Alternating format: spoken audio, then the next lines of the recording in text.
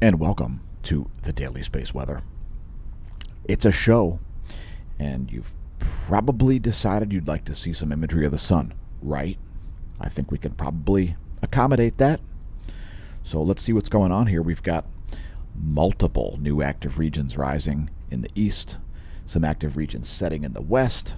We've got a coronal mass ejection slated to impact Earth sometime soon, and lots more to cover today. This is the past 24 hours from SDO, the Solar Dynamics Observatory. That is 2 species of ionized iron there, 211 plus 171 angstroms. So we've got 2 new sunspots that just rose in the northeast, a reverse polarity sunspot down there south of the Earth scale, and again setting sunspots in the northwest, a number of large plasma filaments.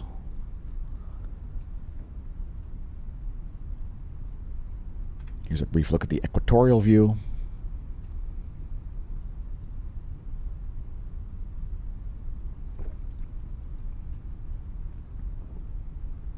And here is the North Polar view. You can see some crown prominentiary activity hanging out around there. And let's talk about the channel. If you'd like to support the channel, consider picking up some merch from our merch shop. You can find a link below this video. Today's featured product is not the one I'm wearing. I'm wearing the Mansa product, which stands for Make America Not Suck Again, because the best way to get out of a hole is to quit digging. Today's featured product is Mensa, Make Earth Not Suck Again, because we consider things from a holistic perspective here at the Smash News Network, least busted name in news. These products have made it all the way to New Zealand, by the way. We do ship internationally to most countries. So check out the products there in the merch shop. Over 30 other designs on dozens and dozens of different types of products. So perhaps help out the channel that way. This does feature our .org website, smashomash.org, which we will redirect you to smashomash.com, as we are using the .com to fund our nonprofit science foundation, which is in the process of being founded as we speak. You can also find a link to the Hemp Lucid shop. Check out those products if you haven't. High-quality CBD tinctures, mushroom gummies, and all sorts of other things available there. Not only can you find links in the description, you can find them on our homepage at smashomash.com. We've also got an Amazon storefront, so perhaps pick out some of our products there from our shopping lists. And let's get back to space here briefly. We want to take a brief look at sunspots. So most of these groups here are, well, stable. This group up here is showing some evolution, so there is a high likelihood of an X-class solar flare up here as these groups approach the limb. We've also got a rising possibility of large flares on the eastern limb. Why? We've got multiple new sunspots. So this one here has rapidly started to grow, and there's another one rising which looks massive just to its north. Here's a colorized magnetogram. This, like the last imagery, does depict yesterday plus today. That would be July 25th and July 26th to date. Let's take a brief look at Crescent Earth. As the Fagradalsfjall complex in southwestern Iceland continues to erupt, there is an active lava flow continuing there as we watch that cinder cone turn into a shield volcano. Let's see what else is erupting. Mount Abico is erupting. It's producing a 14,000-foot plume of volcanic ash over Paramushir Island. It's a flight level 140. Flight level 080 over Ibu, located in Indonesia. Semeru exploding, flight level 140. Also East Java, Indonesia there. Ibu is located on the Isle of Halmahera. Denpo on the Isle of Sumatra here has exploded, produced a 17,000-foot plume of volcanic ash, flight level 170. Also, seismic signals detected there beneath Dempo. Trident has remained at yellow alert level. That hasn't changed. However, a lot of earthquakes have been occurring under the Trident volcano, located on the Alaskan Peninsula. San Chiquito also exploding, flight level 150. It's a 15,000-foot ash plume, 16,000-foot ash plume over Fuego in Guatemala. No volcanic ash reported from Nevado del Ruiz. However, Sangre exploding, flight level 200. Revenador exploding, flight level 150. Continuous ash emissions from Sabancaya. No emissions from Ubinas. However, Erta Ale in Ethiopia, producing an effusive eruption. Vigorous lava forming there, and overflowing a lava lake. Last but not least, Piton de la Fournaise on the Isle of Réunion continues to effusively erupt at elevated levels. Let's see what's going on seismically.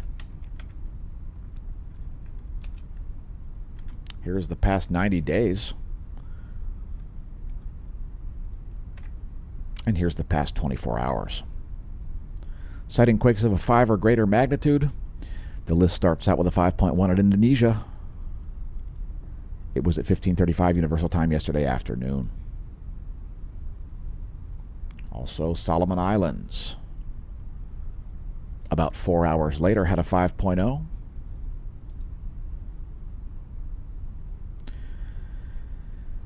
And that's it. Only 2 5-magnitude quakes in the past 24 hours. Time to get back to space. What do you say? Here is the past 24 hours in 171 angstroms by itself.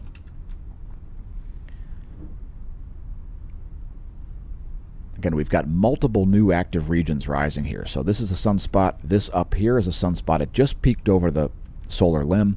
And down here, it looks like there is another sunspot also rising behind that reverse polarity piece. Here is the 304 angstroms wavelength. That's ionized helium from the Solar Dynamics Observatory. Another 24-hour video.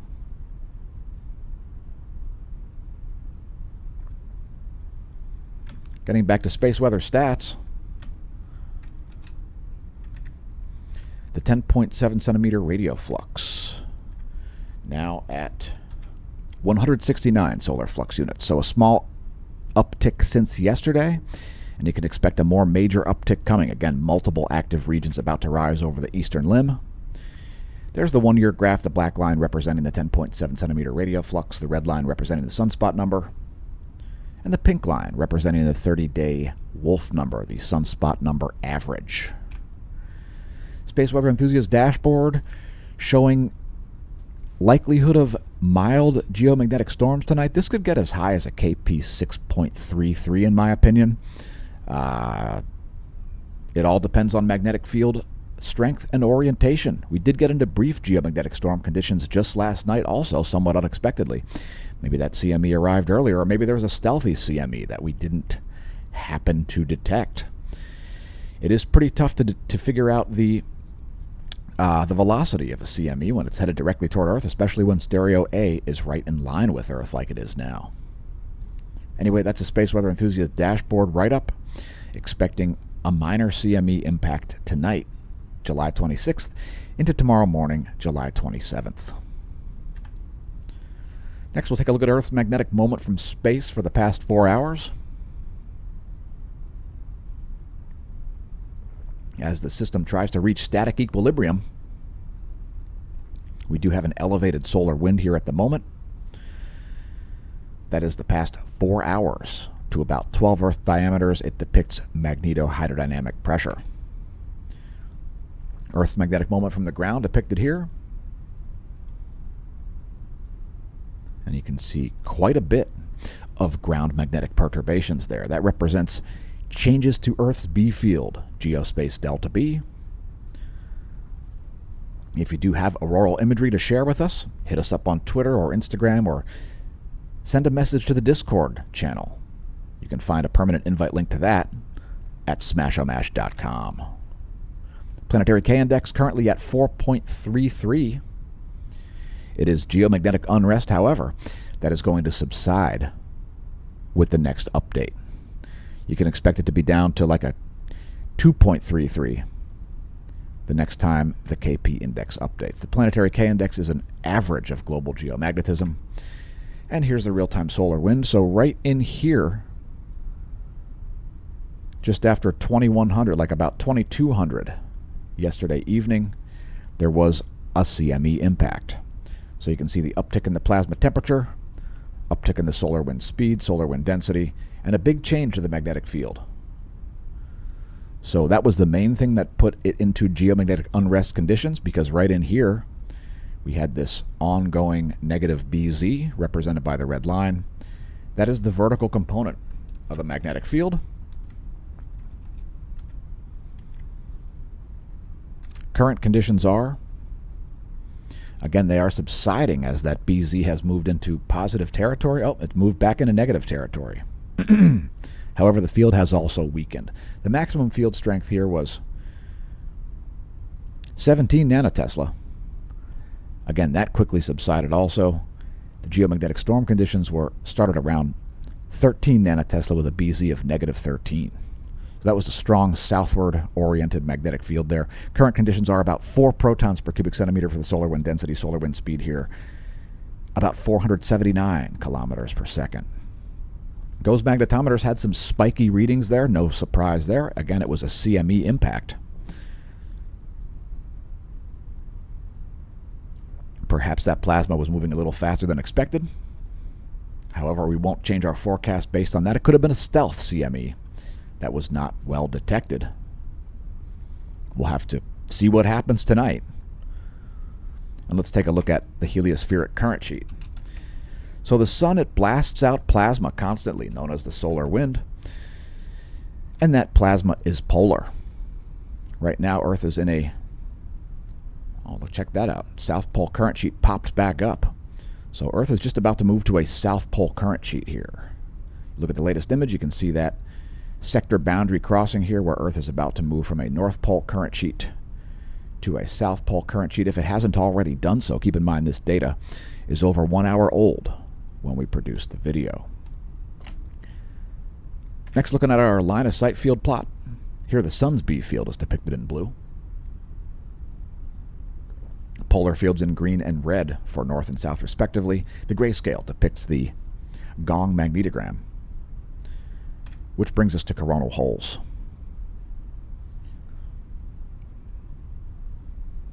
So there's a bit of a magnetic tug-of-war going on over there on the eastern limb. A little bit of indecision about coronal hole polarity, as you can see there. And let's bring up the latest image.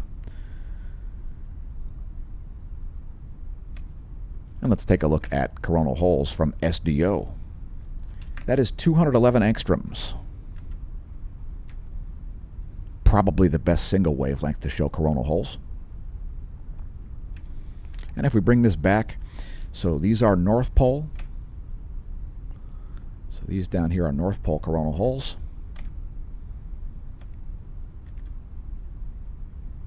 And then up here we've got South Pole coronal holes. That is the situation from the coronal hole station. North Pole coronal holes here showing up here in the northeastern limb. Those will gain definition in the coming days. And let's move to sunspots next.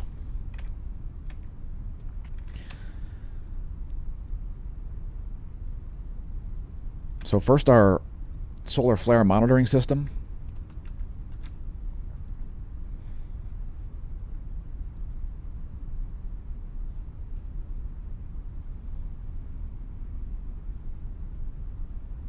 Well, it looks like we've got some new named sunspot groups here. So we've got 3381 got named over here. All right, I don't even see that one form right as it joined the limb. 3382 up here north of 3379, 3383 east of 3379, and then 3384 here. That would be the groups ahead of that reverse polarity group, I guess. Here we'll have 33.85 and 33.86, and then down here 33.87 likely to be rising. So expect 3 new sunspot groups coming in the next 24 to 48 hours. Next, we've got some imagery that we don't normally show. This is 335 angstroms plus the SDO magnetogram. And let's zoom in a little bit closer there. That's a little bit better. That's another 24-hour video from SDO. As we have the luxury of doing daily space weather, so we show you 24-hour videos, it's quite convenient if you want to watch great detail of solar cycle 25.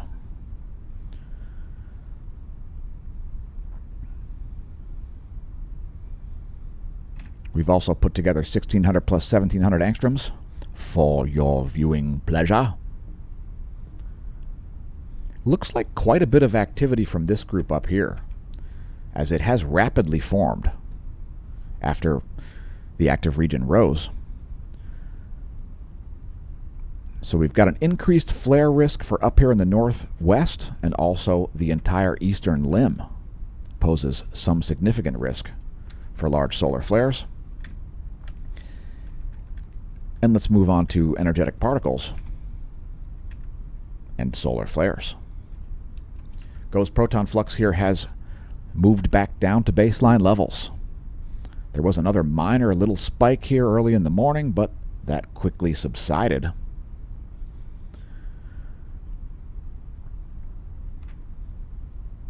And check it out, we've got an M-class flare happening while we produce the video. So largest flare of the past 24 hours happening here while we make the video. It's an M4 flare.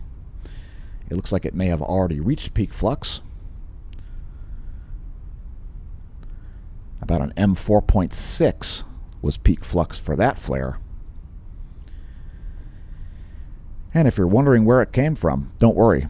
We'll show you before the video ends, before we get to our bonus features segment. We're getting there. That's your GOES X-ray flux for the past 3 days. Perhaps the sun chiming in on our video there. Once again, producing a large solar flare, the largest of the past 24 hours, as the video production is in process.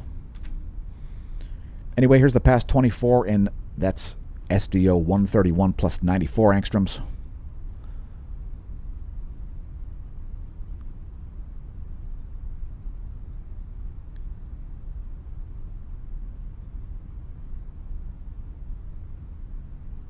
All right, and the largest that flare came from this region up here. Again, we're going to show you that here in just a minute.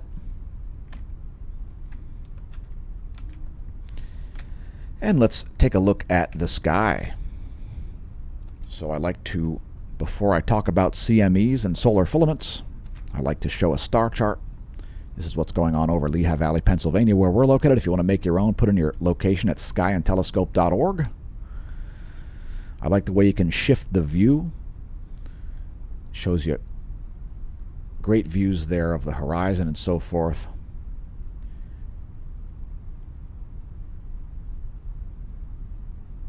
Check it out. It's my favorite star, the tail of the swan, Deneb.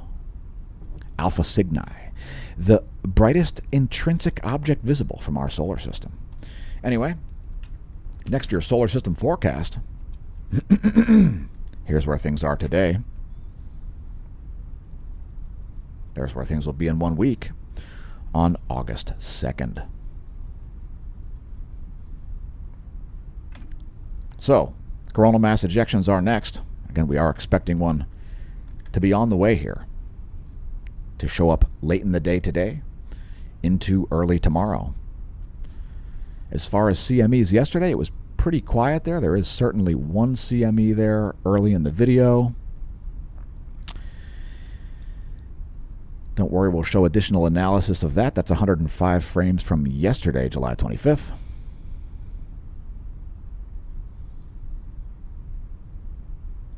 Here are an additional 34 frames from today, July 26th.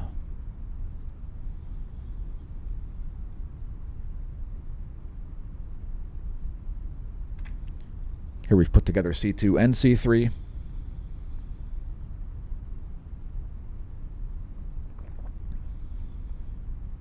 I don't don't think those are earthly directed CMEs, but let's take a look at stereo A as well, just to get a holistic idea of what's going on. Stereo A here located practically in line with the Earth. And there it is over on the left, stereo A's coronagraph. And we'll let those play through. There you can see that significant CME on the 24th. Some activity out of the northwestern limb yesterday.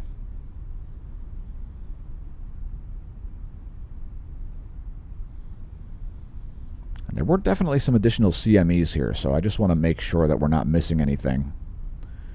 I do the analysis on the fly during the video. All right, I don't see very much happening there.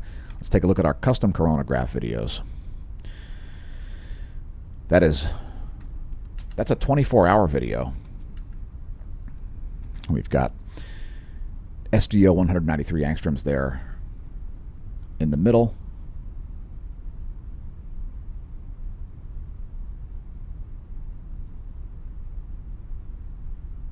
Let's get a little closer. So there was a little bit of activity right here.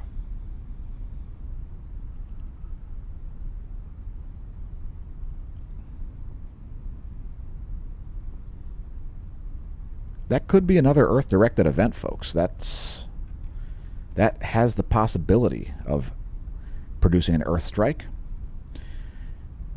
And if so, you could expect that to arrive on the 29th. July 29th, a possible additional CME impact. Looks like a pretty minor one. And again, it does appear to have come from this area right here. We can see quite a bit of plasma reorientation happening there, and then a CME right around that same time. So that's a pretty stealthy CME. These things do happen. And sometimes they are quite difficult to detect. Sometimes we have to use deductive reasoning. But it certainly does look like some ejecta did happen there. So look at the lower left, that reverse polarity sunspot area.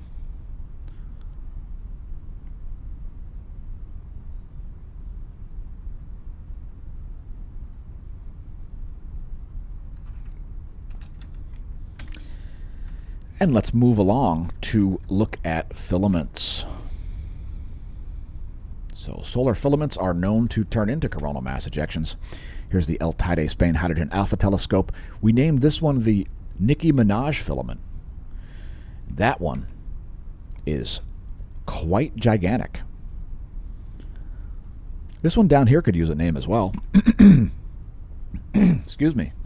And if you want to name filaments after living people, join us over on X, formerly known as Twitter, idiotically rebranded to X, which is not branding at all. It's just a letter. What a ridiculous idea. But if you do want to name filaments after living people, join us on Twitter or follow the hashtag #NameThatFilament. And you can see all kinds of information that you won't see anyplace else.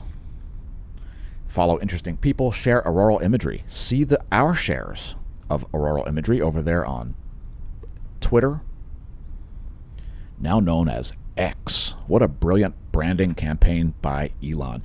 You can also find us on Instagram. We're all over social media, in fact. If you want to see daily fitness and lifestyle posts and so forth, stuff that is unrelated to space weather. Some meteorology stuff as well over there on Instagram. You can follow us there. And you can find links on the homepage at smashomash.com. So that's the official homepage of the Smash News Network, least busted name in news. It was launched in 2019 because in 2018, a crack YouTube unit was sent to social media prison for a crime we didn't commit. We promptly escaped a maximum security social media stockade to the internet underground, where we survive as producers of fortune. If you have a problem, if no one else can help, and if you can find the videos, maybe you can hire the Smash Team. Just kidding, folks. You can definitely hire the Smash Team. Just click on the Smash Team logo there. Join at the gold or silver level to get additional content. Even the bronze level gets email alerts from smashomash.com/SmashTeam. The bronze level is free, by the way. Silver level is $2.99 a month, and gold level is $9.99 a month. The best value is the gold annual paid up subscription. More on the Smash team here in just a minute. So visit our homepage, help us out with clicks, go share the content on your social media, as YouTube does a lousy job of sharing the world's most comprehensive daily space weather content. You've reached the Smash News Network, least busted dame in news. So here is the CME the solar flare that we were just talking about. And that M-class flare did come from up here, which I've just earlier in the video said is the most likely place to see a large flare. That was nearly an M5 class flare. And perhaps the sun is chiming in here and leaving a comment on the videos. If you've got a comment for the sun, make sure you leave it on our comment section, as maybe the sun watches the content. I don't know. It's possible. If you'd like to send your smartphone, your quote, smartphone, end quote, directly into the sun to see if it's able to utilize your smartphone for something smart, work for the Jet Propulsion Laboratory? I don't know. Next, we're looking at charging hazards. So this is our bonus feature segment. And yeah, we've got some significant charging hazards here happening over the Caribbean, Northern South America, Central America, and Mexico, also the East Pacific. So those charging hazards are caused by low-energy electrons which build up on the outside of spacecraft. Those could cause some minor communications breakdowns there. You might see some oddities in your weather satellites. For example, the GOES West might show some anomalies there. It's caused by those charging hazards, electrons that build up on the outside of the space. Surface charging hazards, as they are known. Those will be moving into the Central Pacific soon. GOES electron flux here coming off the floor. Following that brief period of geomagnetic storm conditions. Again, those should be subsiding here, assuming there are no major changes in the solar wind. Hoping for a good signal on the next CME impact. So that's the GOES electron flux. You can expect to see this crater once again, if indeed another CME strikes late tonight, early tomorrow. Here's the one-year graph to put it in context. That's from Solon.info, by the way, solon.info/solar. That's a one-year graph of the relativistic electrons. Here is the NOAA forecast model. NOAA expecting flat levels. I would expect a little lower levels here if we see a CME impact. So my forecast is down here for tomorrow. Continuing right along to our F-flare. We want to show the animation of the F-flare of the ionosphere. So here it is from the Australian Government Bureau of Meteorology.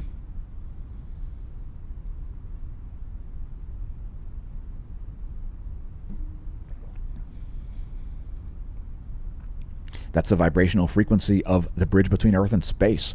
The F-flare is at about 300 kilometers of altitude. This is depicting megahertz, millions of vibrations per second. Like how we used to measure computer speeds before we had gigahertz, billions of calculations per second. This is millions of vibrations per second. And here's the anomalygram depicting anomaly in megahertz from the 30-day median. Some significant shifts happening there west of South America from high to low frequency anomaly. And if we do see a significant CME impact, you can expect to see this light up with low frequency anomalies. We've covered it repeatedly on the channel. Anyway, here's the latest image. That's 1045 Universal Time ionogram. And there's the 1045 Universal Time anomalygram. High frequency anomalies there showing up south of the equator. Total electron content is free electrons to about 12,500 miles of altitude. Feel free to pause the video in this frame if you're not familiar with distances in miles to things like the SDO, the Van Allen belts, etc. Here's a total electron content forecast. Major anomalies there at the South Pole. So significant GPS errors happening there at winter time in Antarctica. Also major electron anomalies there south of the equator, like the southern Indian Ocean. That's your total electron content forecast, the coupled thermosphere, ionosphere, plasmasphere electrodynamics model. And here is the anomaly from the 10-day average for North America. Some high-frequency electron content anomalies happening there over, or high electron count anomalies there happening over southern Mexico. Let me slow this down.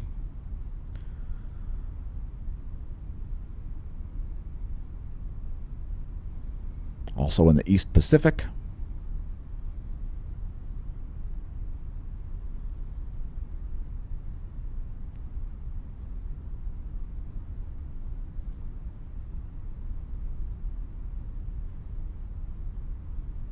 Also some around the Alaskan Peninsula there. Those are pretty minor though. Let's play that through one more time.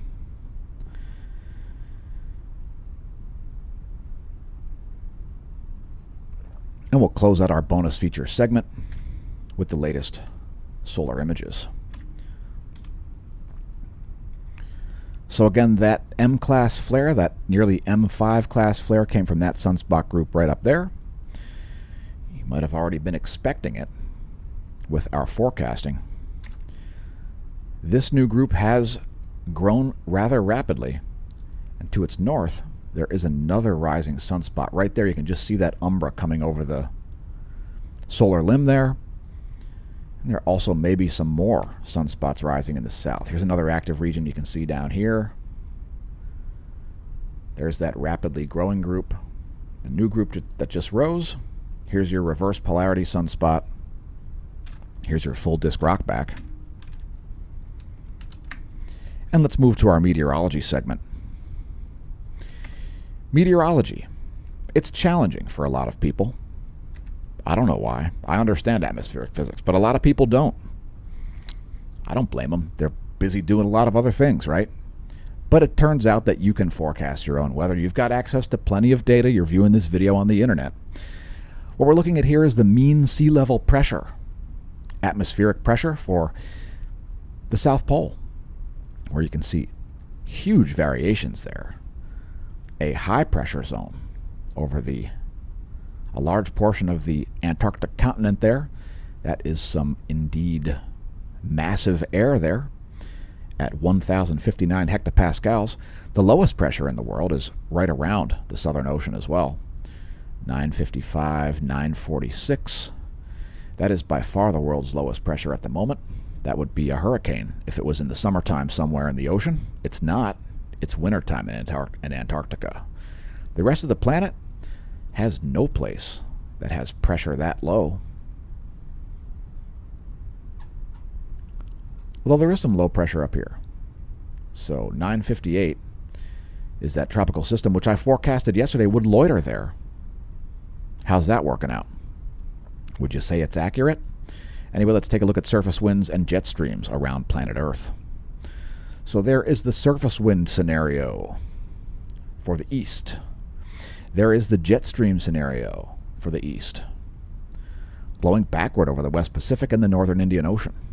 Here is the jet stream scenario for the central world. Surface winds shown here.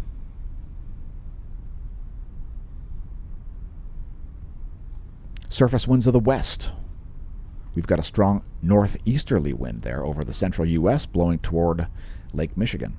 And here are the jet streams. And that anticyclone moving just as forecast here, hanging out near the Texas stovepipe. Next, let's take a look at snow.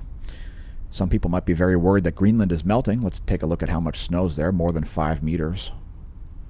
More than 5 meters. More than 5 meters. Although out here by the coast, it's only 180.5 inches, folks. So, Greenland, 15 feet of snow from coast to coast throughout the summertime. Snow depth, one of the great layers you can view on windy.com. They got a free mobile app as well, by the way, folks. A free mobile app. What more do you need? Is that too expensive for you? Next, we're looking at clouds and fog over the Americas, as we do daily on the channel. A bunch of low clouds there off the coast of western South America. Great equatorial cloud bands there.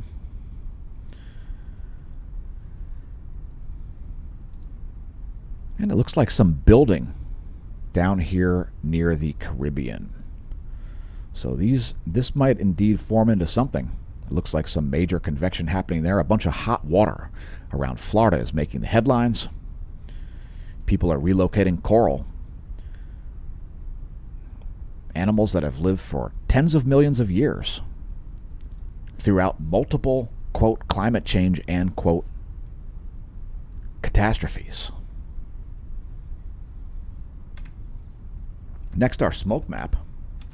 Why the smoke map? Well, because there's some smoke in the forecast. We've got some air quality alerts. That is your smoke forecast from firesmoke.ca. And let's take a look at our weather.gov map.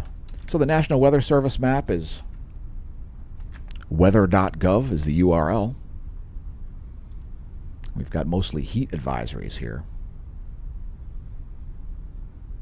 Also some red flag warnings, some gale watches. If your location is lit on the map, click your location on the map at weather.gov.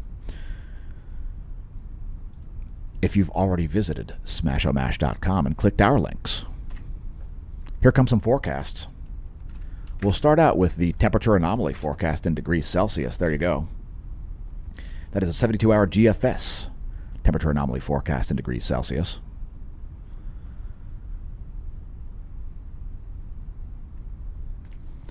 Here is the jet stream forecast.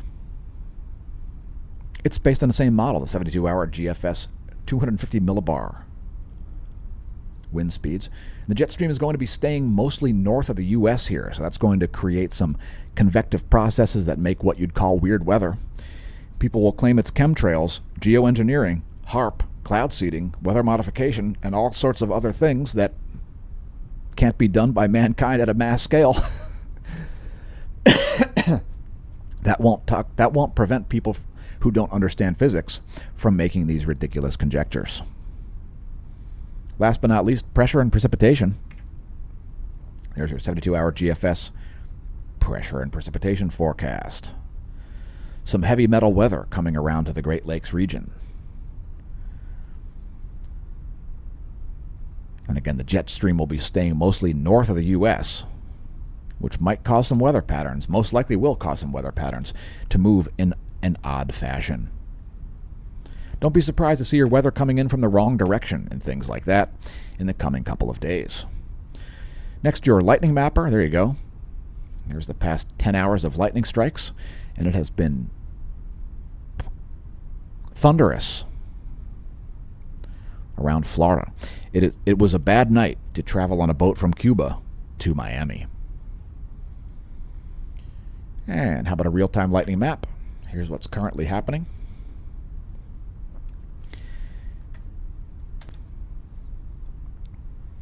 That's lightningmaps.org, by the way. Next time you hear thunder, check it out. We've got some lightning here around Wisconsin. Dag. West of Oshkosh, there's quite a significant cell right there. That could include damaging wind and hail with that many lightning strikes. It could be pretty serious. Dag, that is two very active cells there in Wisconsin. Cheese country.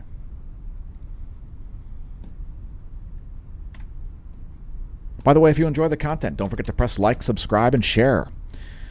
If you're an influencer, drop us a line. We would consider being on your channel. If you haven't seen our playlists, check them out. We do put out videos that have nothing to do with space weather. For example, our 12 Days of Smash Miss playlist featuring original music by Golden Cat Productions, our record label. Driving, riding, and pro tips. Do one thing. Terms defined and more. Thanks again to our YouTube subscribers.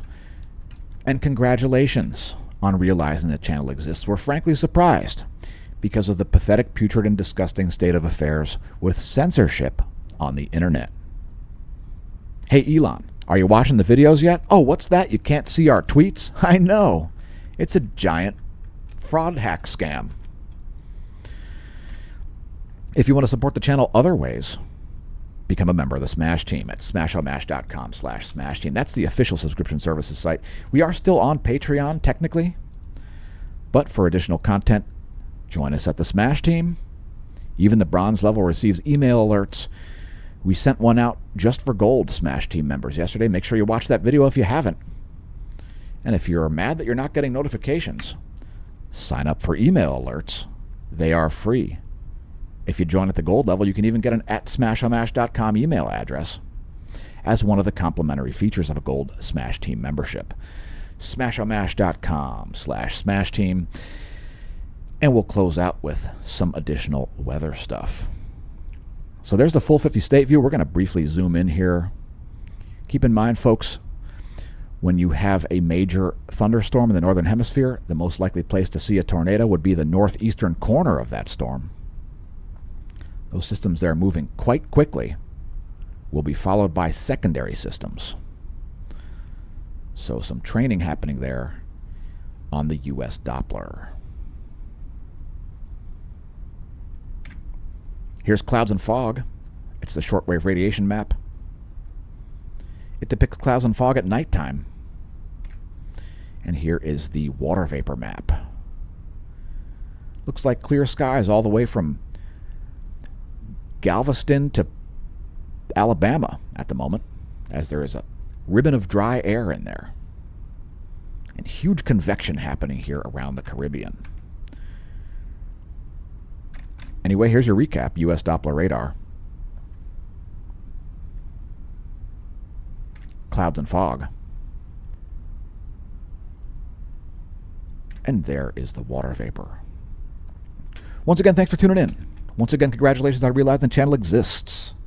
Once again, if you haven't pressed like, subscribe, share, etc., please do so. Thanks to our new subscribers. Thanks to everybody who leaves comments on the channel. We endeavor to keep these videos existent. I'll just leave it at that and close this thing out.